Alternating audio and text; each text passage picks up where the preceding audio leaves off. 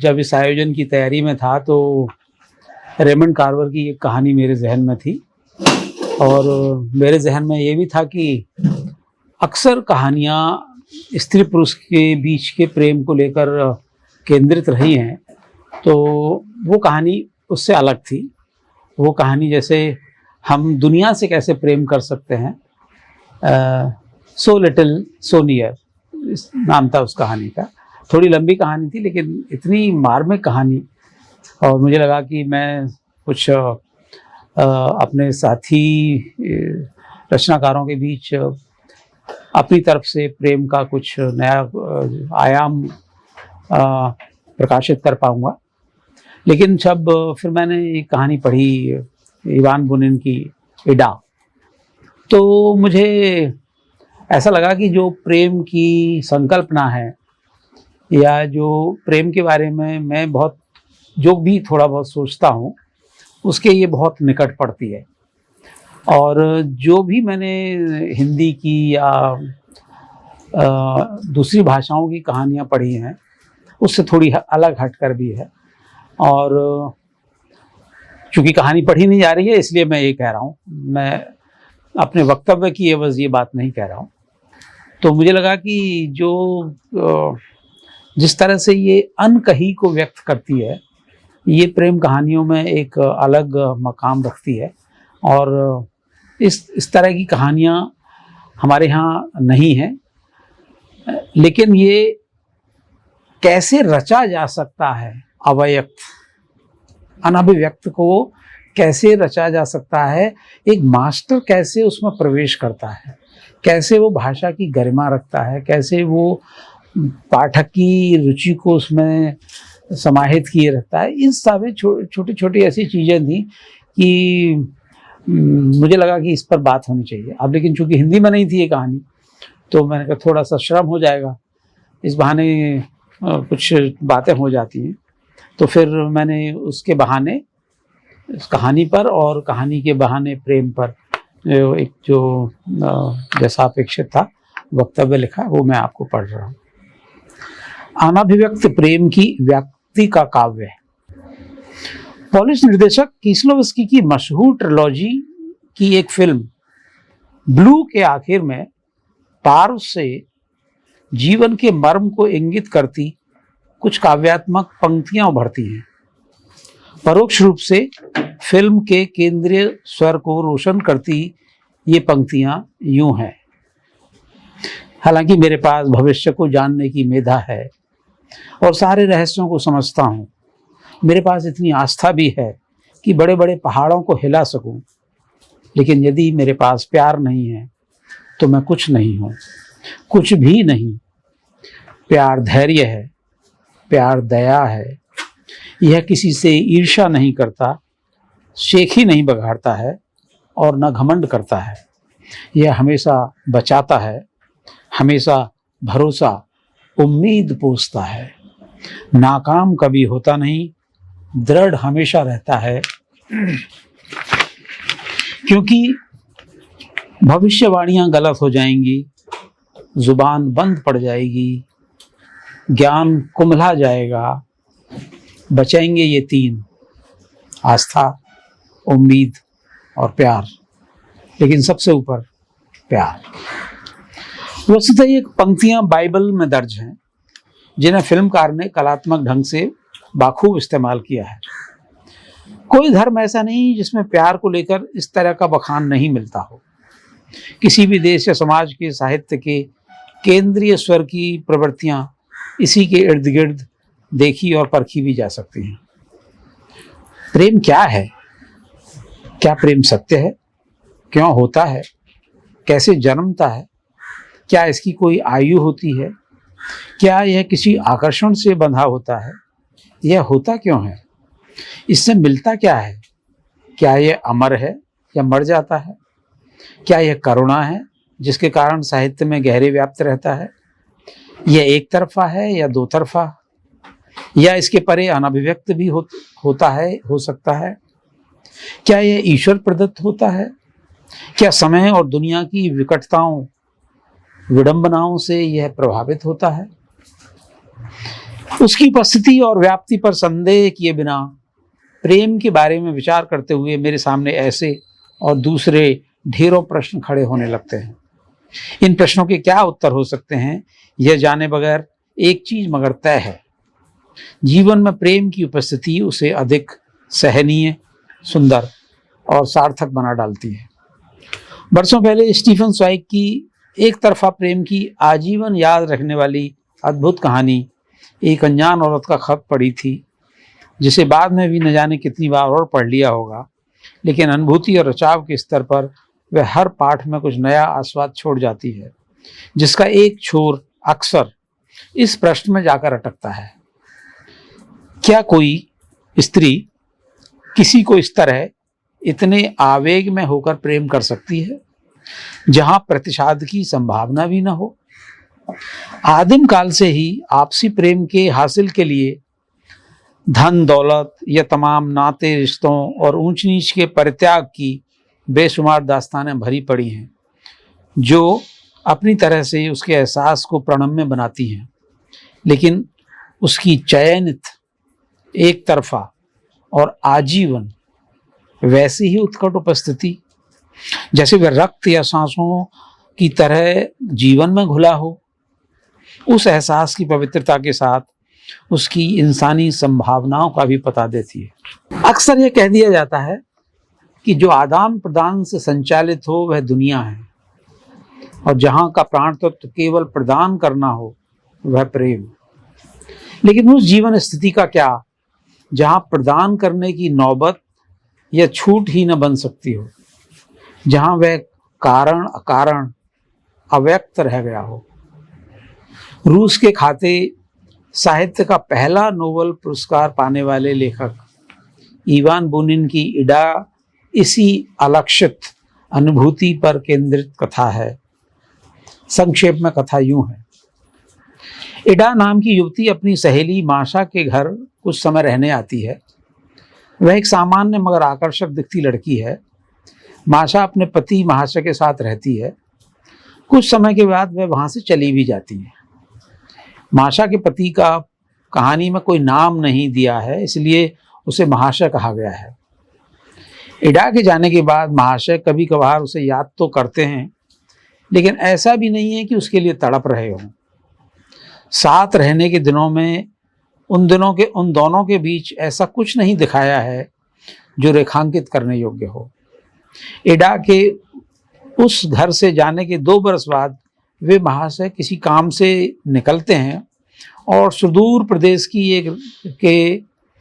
एक railway station पर अपनी आगे जाने वाली गाड़ी पकड़ने के इंतजार में वहीं कुछ खाना पीना कर रहे हैं कि वहां उनसे इडा टकरा जाती है। इडा अब विवाहित है, संपन्न भी, बेहद आकर्षक, उच्च कुलीन घराने से संबद्ध युवतर दिखता उसका पति उसके साथ है। वह इडा पर जान छिड़कता है, जिसका इडा को एहसास है। वह अदब आदाब से महाशय से मिलता है, लेकिन जल्द ही इडा उस महाशय के साथ कुछ देर अकेले बात करने की छूट लेती है और स्टेशन के एक सुदूर कोने पर जाकर उसके समक्ष उससे हमेशा प्यार करने की बात कबूल करती है और जानना चाहती है कि क्या उस महाशय को भी कभी उसके प्रति ऐसा एहसास था। कहानी का नरेटर बताता है कि महाशय भी इडा को हमेशा प्यार के भाव से देखते रहे, यानी दोनों के मन में एक दूसरे के लिए गहरे प्यार की अनुभूति थी, लेकिन वह कभी अभिव्यक्त न हो सकी। प्रेमिल एहसास के इन घनीभूत पलों को जिस तरह लेखक ने नरेटर के माध्यम से बुना है, वह एक उस्ताद लेखक के हुनर का पता देता है, जिसके लिए कहानी पढ़नी होगी। पूरी कहानी मित्रों के बीच मॉस्को के एक रेस्तरां में सुनाए जा रहे वाकये के रूप में लिखी गई है। इडा ने अपनी सहेली के पति में ऐसा क्या देखा जाना था कि वह उसे ताउम्र किए जाने वाले प्यार में बंध गई। यह लेश मात्र भी कहानी में नहीं आया है।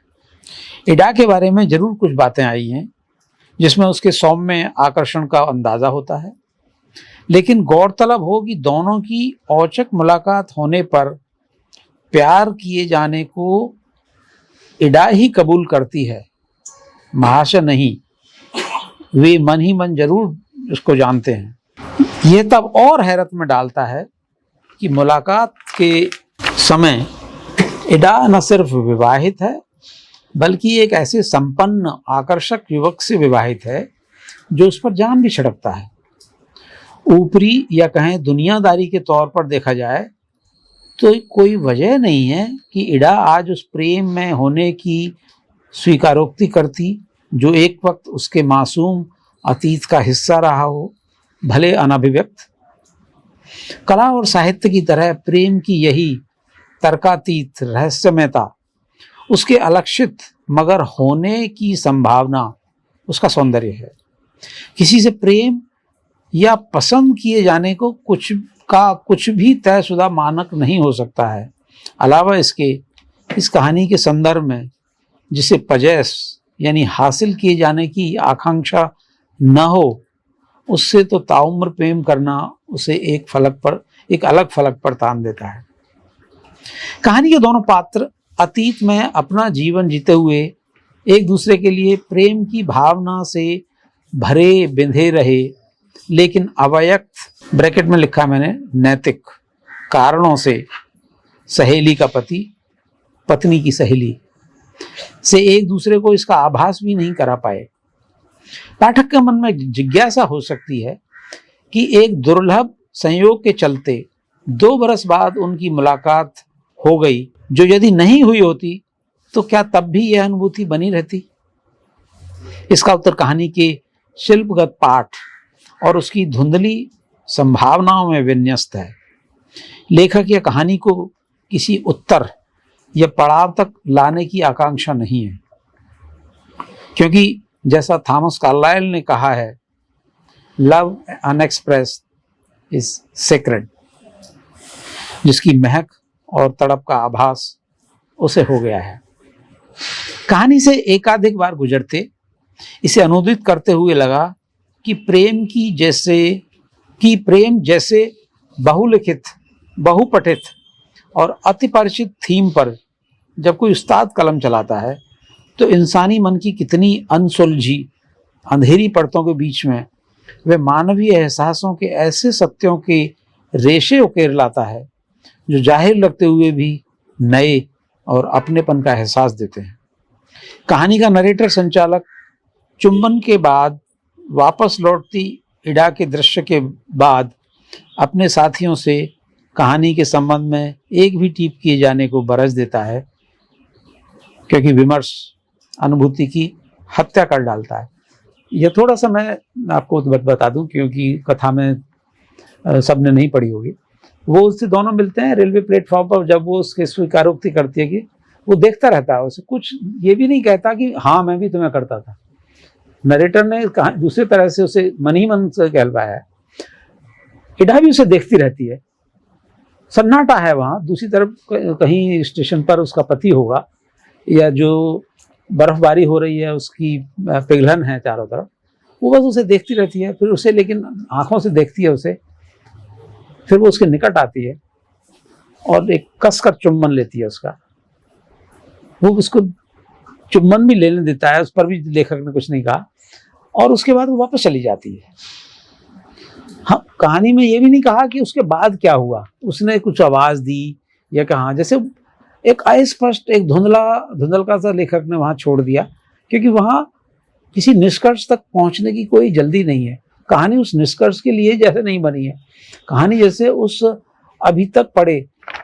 ये इडा इसके पास करीब 3 बरस पहले रही थी, 2 बरस पहले बाद चली गई, और ये 2 बरस बाद अचानक इसको कहीं जाना पड़ा। तो ये एक औचक मुलाकात में भीड़ भाड़ के बीच में वहां उसे मिली है, तो ये वहां पर ये उसको किस करके चली जाती है बस, और वहीं पर कुछ इधर उधर की बातें नहीं कही हैं। तो वहां वो कहता भी है, नरेटर संचालक चुंबन के बाद वापस लौटती इडा के दृश्य के बाद अपने साथियों से कहानी के संबंध में एक भी टीप किए जाने को बरस देता है, क्योंकि विमर्श अनुभूति की हत्या कर डालता है। शायद ऐसा होता हो या नहीं भी, सन्नाटे की बात तो करनी होगी, जो गालिबन थोड़ी बहुत मेरी भी हो सकती है। प्रेम की जिस संकल्पना को कहानी रचती से रचती है, मार्मिक और मारक होने के अलावा उसे यथार्थवादी भी कह सकते हैं। दुनिया में सभी प्रेम करना चाहते हैं, कुछ भाग्यशाली होते हैं जो उसे अभिव्यक्त और कभी कभी हासिल कर लेते हैं, लेकिन ज़्यादा बड़ी संख्या उस मानव समूह की होगी जो उसे अभिव्यक्त नहीं कर पाता है, उस अनुभूति के साथ मन महसूस कर जीते हुए समझौता कर लेता है। किस्म किस्म के संकोच, अड़चने, परिजन, समाज, धर्म, जातिगत संस्कारों के अलावा आर्थिक बौद्धिक हैसियतों के फर्क, व्यक्तित्व की बुनावट या दूसरी जटिलताएं, उथला या लंपट समझे जाने का डर, आदि आदि। इसलिए मुझे लगता है कि सबसे गहरा और पवित्र प्रेम बुज़दिल लोग ही करते होंगे, एक तरफा और अनभिव्यक्त, भले अतृप्त रहे मगर जो हृदय में जीवित रहता और धड़कता है, तभी उसमें बने और टिके रहने की अर्हता शामिल हो जाती होगी। मुझे नहीं पता कि अपनी बुनावट में मैं उनके साथ कितना खड़ा पाता हूँ, मगर उन्हें मन ही मन सलाम ज़रूर करता हूँ। प्रेम की अमरता और महिमा मंडन के जितने किस्से उसके त्याग और विफलता के साथ नत्थी हैं, वास्तव में तो उन्हें इस गुमनाम और निमुही जमात के साथ होना चाहिए। मुझे स्टीफन स्वाइग का एक कथन बहुत लुभावना लगता है, किसी को मन ही मन प्यार करने का मतलब है उसे दोगुना प्यार करना। हमारे यहाँ इसे दर्ज करता मलूक दास का एक दोहा भी है, जो तेरे घट प्रेम है तो कहीं कहीं न सुनाओ, अंतर्जामी जानी है अंतर्गत का भाव। पिछले दिनों मीडिया में एक गौरतलब जुमला मुझे पढ़ने को मिला, जो कुछ यूं है,